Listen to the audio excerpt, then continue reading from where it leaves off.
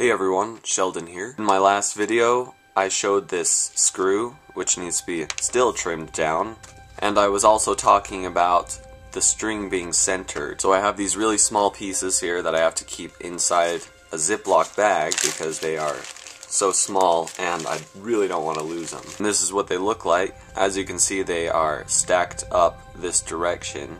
And you may be asking, well, why do you stack it up like that? Why don't you just put a flat piece there? That is because if I just take a flat piece like this, and glue it on the inside, you need to compress it somehow to this wall. And if you try to compress it with pliers like this, or even small ones, the top part will be compressed more than the bottom, which means it's going to be slightly angled. Which is obviously very annoying, and I really don't feel like dealing with issues like that, so I made them like this. These are going to go on here, something like this. These two short ones are going to go right here, like that.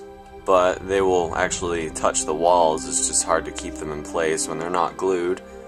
And the gap between those two parts is still big enough that the knot can go through it. So this should have no problem going through, and it will be more centered because it's a thicker wall on both sides. Then these two pieces go on this side over here, and this one actually has a little ramp, and the other one will too, right there, because the knot still needs to be able to go up a certain amount. And I have it marked on here, get those out, the line right there. That is to prevent over travel with the wheel, as if this wheel keeps going, it's probably going to screw up the slider and the slider won't slide. There will be a second knot on here.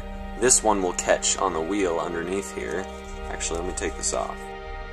That is how the knot will go on there, like that. And you know, this would be pulling back using this hook, so it would be in there like that, pulling back, so this will pull it, and it's all the way to the outside of this wheel to provide the most leverage. There needs to be another knot, like I said, that stops right there. So this is how I'm going to do it, by putting these walls here. The other one would be, you know, on this side also, which would mean it's still big enough to pull the knot through, and then you would have a thicker piece, and this isn't finished off or anything or polished up, so it's, you know, not very pretty right now, but it's slightly thicker, and that will mean just the string can go through that, but the knot cannot go through that, which means it won't over travel and it won't rotate more than 180 degrees. So yeah, it's a long process, but it's almost there. It's almost there.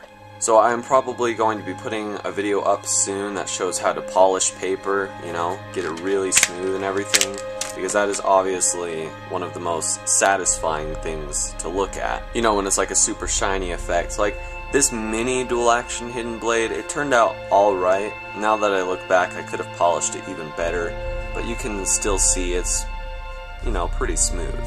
I've gotten several questions about blueprints and everything, and like I've said before, I will finish dimensioning them completely after I build certain parts, because most of them are based off of the other parts to get the dimension correct. And you know, I'm still trying to figure out the whole PDF file thing and everything, but I haven't given that my full attention yet because I'm still working on the first step. And also, once I finish all of those tutorial videos, it's going to require a lot of editing, and I'm probably going to put little screenshots of blueprint segments in the corner of the screen, which would basically be circling certain areas so you know what parts go where and how big they are.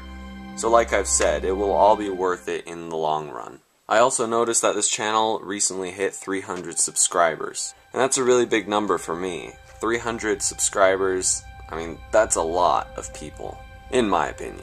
I really do appreciate all of the help and all of the motivation that comes from you guys. It really means a lot. I really like all of the advice and all of the ideas coming from you guys, and I really do plan on doing other projects as well.